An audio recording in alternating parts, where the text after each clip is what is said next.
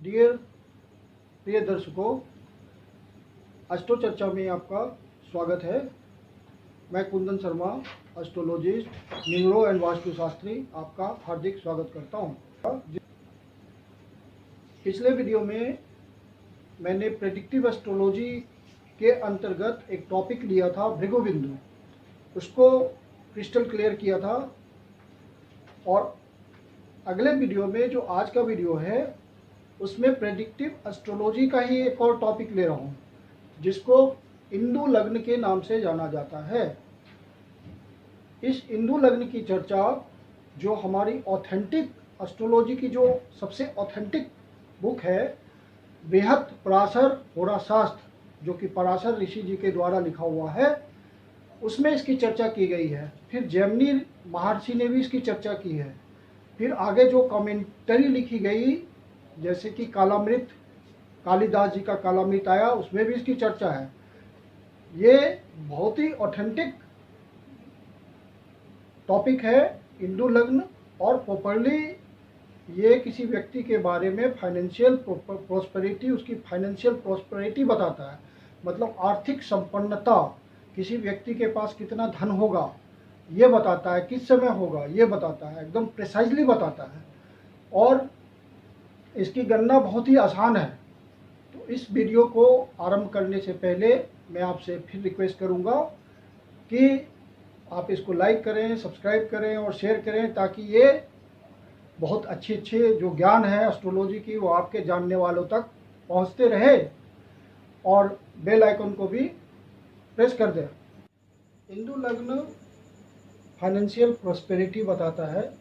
आपके पास कितना वेल्थ होगा, उसका मैग्नीट्यूड क्या होगा, किस समय वेल्थ मिलेगा, वो वेल्थ किस सोर्स से आएगा, अच्छे सोर्स से आएगा कि खराब सोर्स से आएगा, सारी बातें बताता है ये इंदु लग्न। बहुत ही पावरफुल टूल है, पराशर ऋषि जी का दिया हुआ। जैमिनी ऋषि जी ने भी इसको बताया है, लेकिन वो जैमिनी के मेथड से है, ये पराशरी मेथड से मैं बता रहा हूँ। ये हर सॉफ्टवेयर में आपको मिल जाएगा। मोस्टली कुछ सॉफ्टवेयर में नहीं मिलता, बहुत सारे सॉफ्टवेयर में मिलता है, लेकिन इसको निकालना बहुत आसान है।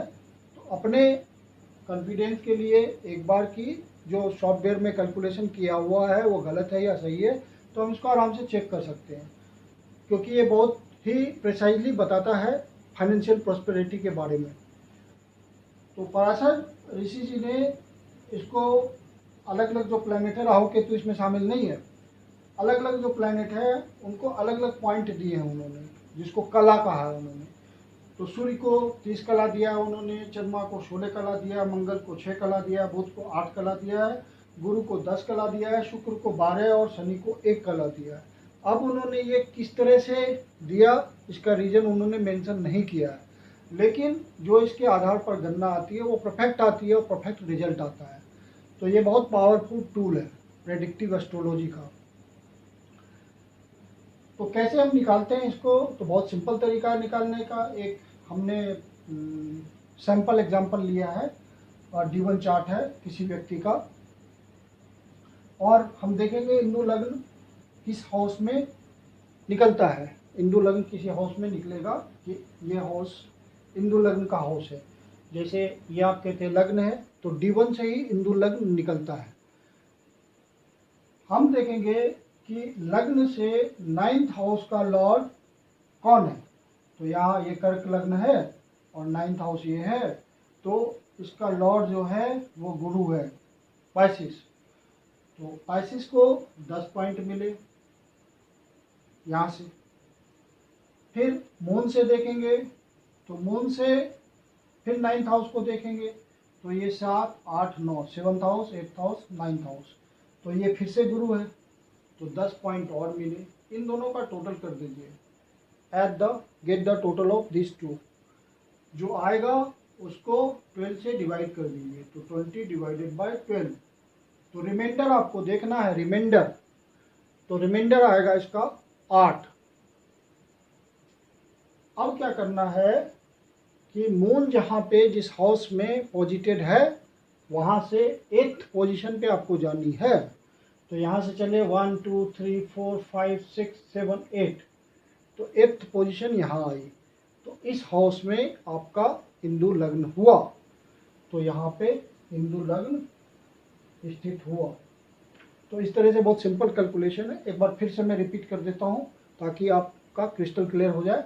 करना ये है कि चंद्र लग्न से, चंद्रमा जहाँ पॉजिटिव है वहाँ से 9th हाउस के लॉर्ड की पॉइंट लेनी है, और लग्न से 9th हाउस के लॉर्ड की पॉइंट लेनी है जो पराशर ऋषि जी ने दिया है, और उन दोनों का टोटल कर देना है। फिर 12 से डिवाइड करना है उसको, और रिमाइंडर जो आता है वो देखना है।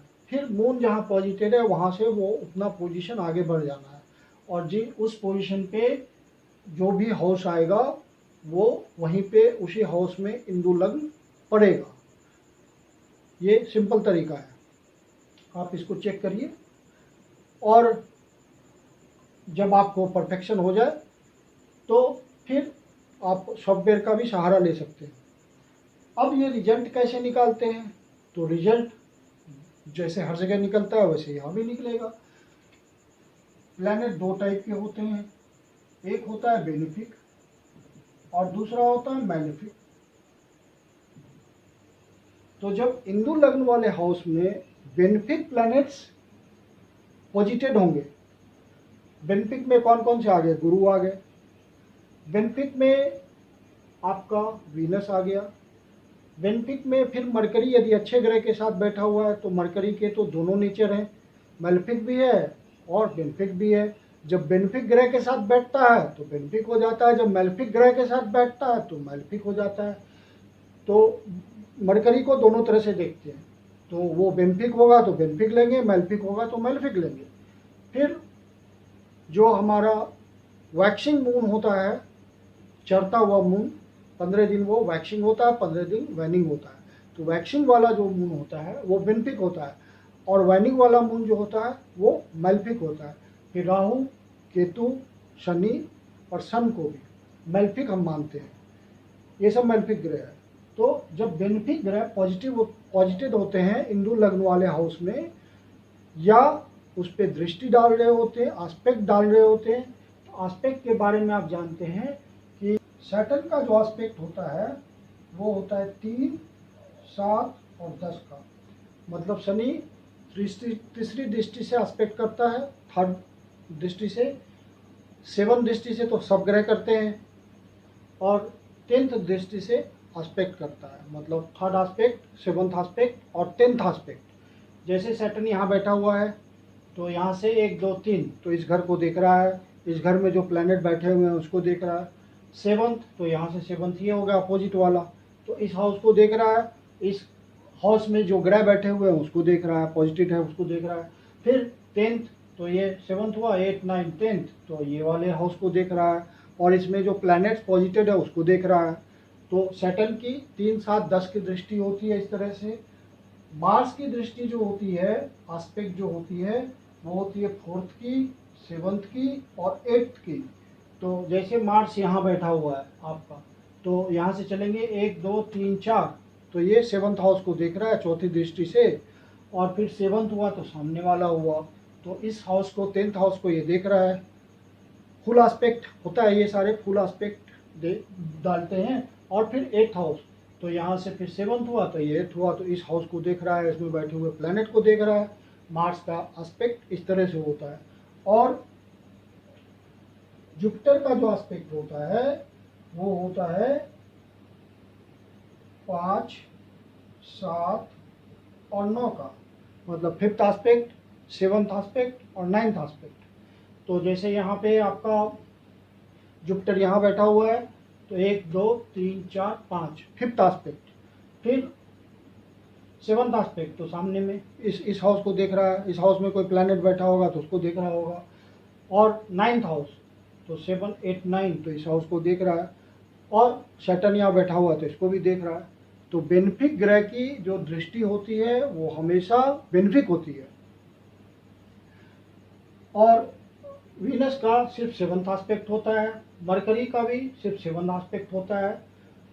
मरकरी आपका जो 7th आस्पेक्ट लेता है तो वो यदि बेनिफिक के साथ बैठा हुआ होगा तो बेनिफिक एस्पेक्ट होगा, यदि मेलेफिक के साथ बैठा हुआ होगा तो मेलेफिक एस्पेक्ट होगा। इस तरह से हम देखते हैं। राहु केतु तो नोड्स हैं, तो इसको कुछ विद्वान मानते हैं इसकी कोई दृष्टि नहीं होती, कुछ विद्वान मानते हैं इसकी उसी तरह से जैसे जुपिटर की दृष्टि होती है उसी तरह से 5, 7, 9 की वाली दृष्टि इसकी होती है। और अनुभव से मैं देखा हूँ कि 5th, 7th और 9th एस्पेक्ट इसका काम करता है और उस एस्पेक्ट का रिजल्ट आता है। इस तरह से हम एस्पेक्ट देखते हैं। अब जनरल रूल ये है कि बेनिफिक प्लैनेट्स जब हिंदू लग्न में बैठे हुए होंगे तो ढेर सारा धन देते हैं। एग्जाल्टेड है तो कुछ कहना ही नहीं है, बहुत सारा प्रचुर मात्रा में देगा। अनएक्सपेक्टेड कभी कभी तो कुंडली की बहुत बढ़िया स्थिति रही तो इनॉर्मस धन देंगे आपको, ग्रेट अमाउंट। और मेलेफिक है तो मेलेफिक बैठा हुआ है तो वो सामान्य धन देता है, और यदि एग्जाल्टेड है तो ज़्यादा मात्रा में देगा। और उसकी जब दशाएं चलेगी तो ऐसा होता है, तो मेलेफिक वाले दशा के अंत में रिजल्ट देते हैं, बेनिफिक शुरू में ही रिजल्ट देते हैं। फिर हमारा जो है कि पीएसी काम करता है यहाँ पे। पीएसी का मतलब कौन सा प्लैनेट पॉजिटिव है, किस प्लैनेट का एस्पेक्ट है और किसके साथ कंजंक्टेड है। मान लीजिए कि हिंदू लग्न में आपका एक प्लैनेट मेलेफिक बैठा हुआ है, एक प्लैनेट बेनिफिक बैठा हुआ है, तो मेलेफिक धन को तो कम देगा और बेनिफिक ज़्यादा देगा, तो आपको मिक्स करके रिजल्ट निकालना है। मान लीजिए बेनिफिक प्लैनेट कम बैठा हुआ है, मेलेफिक ज़्यादा बैठा हुआ है, तो कम मात्रा में धन आएगा। तो ये रिजल्ट आपको देख के निकालना है, वो मिक्सचर होगा, मिक्स्ड रिजल्ट आएगा। कि हर तरह से देखेंगे कि फिर हाउस लॉर्ड को भी देखना होता है कि हाउस लॉर्ड कितना स्ट्रेंथ में है, उसकी डिग्री क्या है, फिर एग्जाल्टेशन में है या डेबिलिटेशन में है वो भी देखना होता है। तो डेबिलिटेशन में मान लीजिए होगा तो कम अमाउंट देगा, एग्जाल्टेड होगा तो बहुत ज़्यादा देगा। इस तरह से मॉडिफाई होता है रिजल्ट। अब एक एग्जाम्पल लेते हैं, उससे एक्सप्लेन करते हैं किसी फेमस पर्सनालिटी की जो धन के मामले में इनॉर्मस धन है जिसके पास, उसका एनालिसिस करते हैं हम। ये D1 है मिस्टर मुकेश अंबानी का, बिजनेस टाइकून, धन टाइकून का है। हिंदू लग्न यहाँ पे है, 12वें भाव में पॉजिटिव है हिंदू लग्न। आप निकाल के यहाँ से देखिए तो हिंदू लग्न यहाँ आएगा। अब यहाँ पे जो एक और लॉजिक लगता है कि हिंदू लग्न से सेकेंड हाउस और 11th हाउस हम देखते हैं वहाँ ग्रह किस तरह के बैठे हुए हैं, वो सपोर्ट देते हैं उसको, हिंदू लग्न को, और धन प्रचुर मात्रा में देने में सहयोग करते हैं। तो यहाँ से आप सेकेंड हाउस देखिए तो इतने सारे प्लैनेट्स बैठे हुए हैं, सब सपोर्ट कर रहे हैं हिंदू लग्न को। मरकरी, केतु, सन, वीनस, ये सब सपोर्ट कर रहे हैं। सन आपका उच्च का है, ठीक है, तो उच्च के ग्रह प्रचुर मात्रा में धन देते हैं। एग्जाल्टेड है, हालांकि ये मेलेफिक है लेकिन क्रूर है, ये वो उस तरह का मेलेफिक नहीं है, तो ये प्रचुर मात्रा में धन दे रहे हैं। वीनस भी धन का कारक है, केतु, मरकरी, इतने सारे प्लैनेट का कंबाइंड इफेक्ट है यहाँ हिंदू लग्न पे। फिर आप देखिए इस हिंदू लग्न का हाउस लॉर्ड जो है वो जुपिटर है। जुपिटर यहाँ से अब 5th हाउस में बैठा हुआ है, मतलब त्रिकोण में बैठा हुआ है।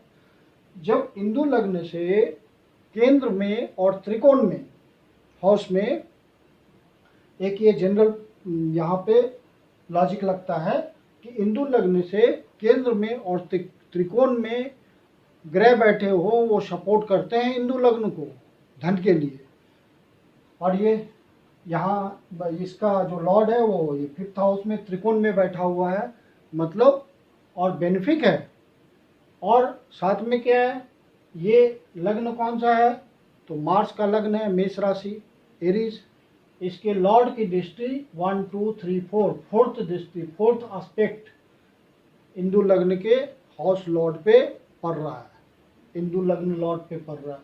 तो ये बहुत मजबूती आ गई हिंदू लग्न के लॉर्ड को। फिर यहाँ से चले हम तो ये 7 8, 9, 10, 11 और ये आपका 11 जो है, यदि आप देखें यहाँ से तो 7, 8, 9 इसका लॉर्ड यहाँ से त्रिकोण में बैठा हुआ है, 9th हाउस में बैठा हुआ है, तो सपोर्ट कर रहा है इसको।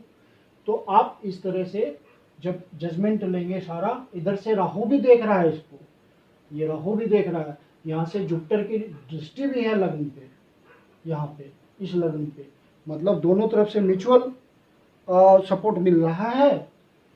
तो हर तरह से एनालाइज करने पे आपको दिख रहा है कि मुकेश अंबानी जी की कुंडली हिंदू लग्न के हिसाब से बहुत ही स्ट्रांग है, तो इसलिए बिजनेस टाइकून है, धन प्रचुर मात्रा में आता है, इनॉर्मस धन आता है। तो हिंदू लग्न कॉम्पिटेंट है किसी व्यक्ति के बारे में बताने में, और कब धन आएगा वो भी बताता है ये। जैसे सबसे पहले वाली जो मैं कुंडली बनाया था उसमें हिंदू लग्न 5th हाउस में था, तो 5th हाउस में वो मेरे एक क्लाइंट की कुंडली थी, उसको मैंने प्रेडिक्शन दिया था कि पुत्रों के द्वारा आपको केतु के दिशा में प्रचुर मात्रा में धन मिलेगा। तो चूंकि 5th हाउस था और केतु बैठा हुआ था, उच्च का बैठा हुआ था, तो प्रचुर मात्रा में धन मिला केतु की दशा में।